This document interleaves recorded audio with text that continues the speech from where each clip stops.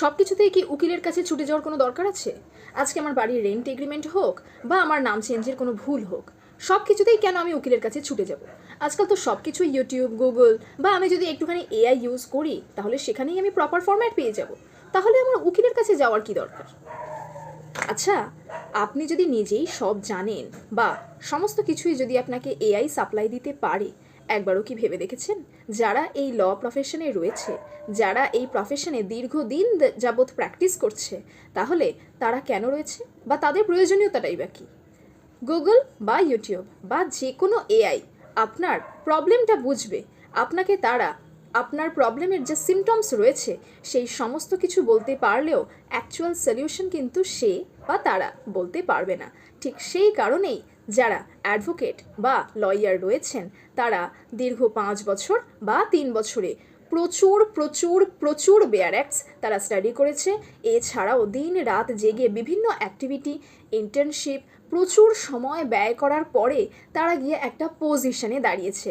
শুধুমাত্র গুগল বা ইউটিউবের ফরম্যাটেই যদি কাজ হয়ে যেত তাহলে কোনো উকিলের প্রয়োজনই পড়তো না। এই যেমন কিছুদিন আগেই একজন এসে বললেন যে ম্যাডাম, এর আগেই তো একটা এফিডেভিট আমি করিয়েছি, তো এর পরের যে সমস্ত এফিডেভিটগুলো রয়েছে সেগুলো সেম, ওখানে আর কিছু লাগবে না। তো সেই যখন আমি সমস্ত কিছু করব, আমিই টাকা দেব, আমি লাইনে দাঁড়াবো, তাহলে আর শুধু শুধু আপনি আর কষ্ট করবেন কেন? এক কাজ করুন, আপনি শুধু স্ট্যাম্পটা মেরে দেবেন, তাছাড়া বাদবাকি সব কাজ আমি করে নেব, কোথায় কী করতে হয় আমি শিখে গিয়েছি।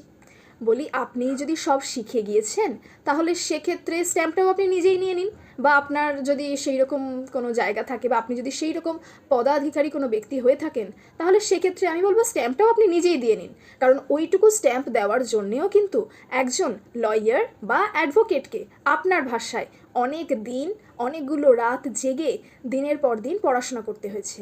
তাই প্লিজ দয়া করে যে কোনো কথা বলার আগে অ্যাটলিস্ট রেসপেক্ট দিয়ে তারপরে কথা বলুন। যে শুধুমাত্র একটা স্ট্যাম্প দিয়ে দিন, আরে বাবা, সেই স্ট্যাম্পটা পাওয়ার জন্য তাকে লিটারালি 3টে থেকে 5টা বছর পড়াশোনা করতে হয়েছে। আর এটা নর্মাল কোনো পড়াশোনা নয় যে আমি পরীক্ষার আগের দিন বসলাম, পরীক্ষার দিন লিখে দিয়ে চলে এলাম, তারপর আমি একদম ফার্স্ট ক্লাস পেয়ে পাশ করে গেলাম। না, তাকে যথেষ্ট কষ্ট করতে হয়েছে। এআইবি অর্থাৎ অল ইন্ডিয়া বার কাউন্সিল এক্সামের মতন এক্সাম তাকে ক্র্যাক করতে হয়েছে, তারপরে গিয়ে সে তার প্র্যাকটিসের লাইসেন্স পেয়েছে। এই সমস্ত পরীক্ষা একদিনে কমপ্লিট করা যায়নি। প্রত্যেকটি পড়াশোনারই নির্দিষ্ট ধাপ রয়েছে। একজন ডক্টর সে যখন পড়াশোনা করছে সেটা যেমন তার কাছে কঠিন, একজন নর্মাল বা পাসে সাবজেক্ট নিয়ে পড়া স্টুডেন্টের কাছে যেমন তার পড়াশোনাটা কঠিন, একজন অনার্স স্টুডেন্টের কাছে যেমন তার পড়াশোনাটা কঠিন, সে যে কোনো ব্যাকগ্রাউন্ডের হতে পারে, it can be political science, English, history, geography or anything. ঠিক তেমনই যে বা যারা ল পড়ছে বা যে কোনো স্পেসিফিক প্রফেশনে রয়েছে তাদের প্রত্যেকের কাছে প্রত্যেকের জার্নিটা কিন্তু রেসপেক্টেড। তাই প্রত্যেকটা মানুষকে রেসপেক্ট দিয়ে কথা বলুন।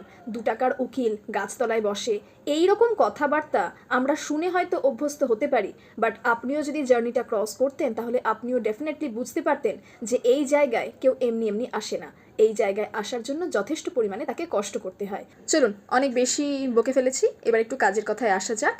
তার আগে একটা কথা বলে রাখি যে কোনো উকিলই কিন্তু 2 টাকায় কোনো কাজ করেন না, হ্যাঁ?